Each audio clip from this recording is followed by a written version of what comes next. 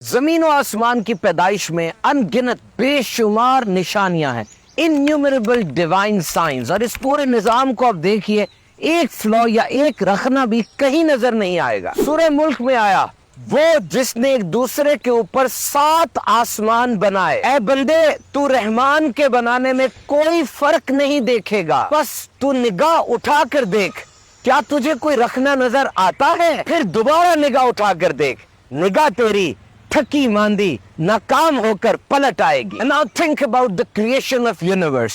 کائنات کی تخلیق کے حوالے سے سائنس کا نظریہ یہ ہے کہ یہ پوری کائنات 13.8 بلین ایئرز اولڈ ہے، 13.8 ارب سال پرانی، یہ سائنس یہ کہتی ہے۔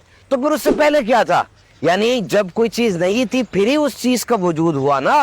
تو from nothingness to this very big vast universe, کچھ بھی نہیں تھا، اور اب اتنی بڑی کائنات آ گئی جس میں اتنے سیارے ہیں۔ ایک اندازے کے مطابق 200 ملین بلین سیارے یہاں پر موجود ہیں۔ کہ کیسے ہوا؟ یاد رکھیے، no branch of science guides us about this origin۔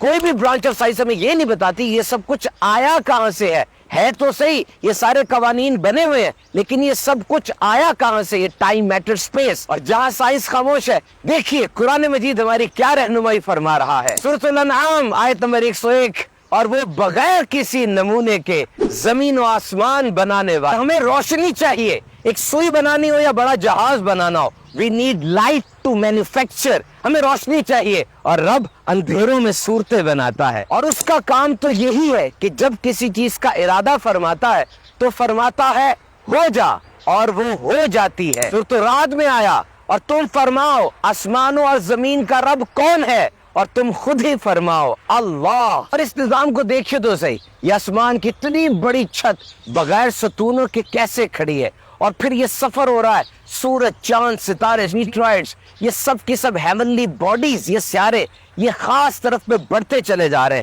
ان کے پاتھس ہیں، ان کے رستے ہیں جن کے اوپر یہ چلتے ہیں، نہ تھکتے ہیں نہ گرتے ہیں، بلکہ خاص سپیڈ سے بڑھتے چلے جا رہے ہیں۔ اور یہ بھی نوٹ کریں کہ یہ سب آپس میں ایک دوسرے کے ساتھ کسی خاص فورس کے ساتھ بندھے ہوئے ہیں، اور اگر یہ خاص فورس، یہ جو طاقت ہے، یہ اگر تھوڑی سی زیادہ ہو جائے، ہو سکتا ہے یہ سارے کے سارے سورج میں گر جائیں اور تباہ ہو جائیں، اور اگر یہ فورس، یہ طاقت تھوڑی کم ہو جائے، یہ سارے کے سارے نیچے گر جائیں۔ وہ کون ہے جس نے اس طاقت کو مینٹین کیا ہوا ہے؟ Previously it was considered that sun was stationary, but now NASA has admitted that sun is on a voyage۔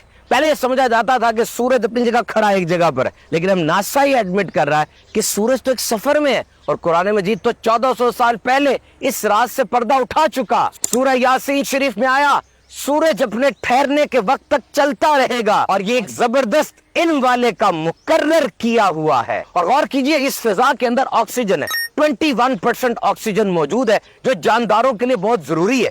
یہ خاص مقدار میں، پرسنٹیج میں آکسیجن باقی رہتی ہے، اس میں کمی نہیں ہوتی۔ تو یہ سارے جاندار یہ آکسیجن اندر لے کر جا رہے ہیں، یہ آکسیجن فضا سے کم نہیں ہوتی۔ ایک دن میں ہم 2000 لیٹر آکسیجن جسم میں لے کر جاتے ہیں، اور یہ سمندر، ان میں 22 لاکھ مختلف قسم کے جانور اور پودے دریافت ہو چکے ہیں، ابھی پتہ نہیں کتنے پڑے ہیں۔ اور اس سمندر کا پانی نمکین ہوتا ہے نہ کھارا ہوتا ہے، اور یہ نمک اس پانی میں اس کے اندر رہنے والے جانداروں کے لیے کتنا ضروری ہے۔ اور پھر جب یہ مر جاتے ہیں، اسی نمک کے اندر تحلیل ہو کر زمین میں چلے جاتے ہیں۔ سارا نظام کتنا زبردست، پرفیکٹ اور اپنی جگہ بہترین ہے۔ پوری دنیا کے درختوں کو کاٹ کے دیکھ لیجیے، اندر لکڑی ہی ہے، لیکن کہیں سے پیلے رنگ کا آم آتا ہے، کہیں سے اورنج رنگ کا مالٹا آتا ہے۔ ان سب پھلوں اور سبزیوں کا ذائقہ بھی الگ ہے، رنگ بھی الگ ہے۔ وہ کون ہے جو اس پورے کام کو سنبھال رہا ہے؟ یہ بادل کو دیکھیے، یہ ایوریج بادل 2 کلومیٹر کراس، 2.5 کلومیٹر ڈیپ اور 200 میٹر لمبا ہوتا ہے، اور اس کے اندر 5 لاکھ لیٹر سے کہیں زیادہ پانی موجود ہوتا ہے، اور یہ پانی قطرہ قطرہ کر کے زمین پر آتا ہے بارش میں۔ اگر ایک دم یہ سارا پانی پھٹ کے نیچے آ جائے تو کیا حال ہو؟ کیا یہ نشانیوں میں سے نہیں ہے؟ یہ پتے کو دیکھیے، اگر بکری کھائے اس سے دودھ نکلتا ہے، ہرن کھائے اس سے مشک یعنی خوشبو آتی ہے، اور اس پتے پر ریشم کا کیڑا چلے تو اس سے ریشم آتا ہے۔ Now there is one input، اگر ایک انپٹ ہے تو آؤٹ پٹ بھی ایک ہونا چاہیے، لیکن یہ کس کی قدرت ہے؟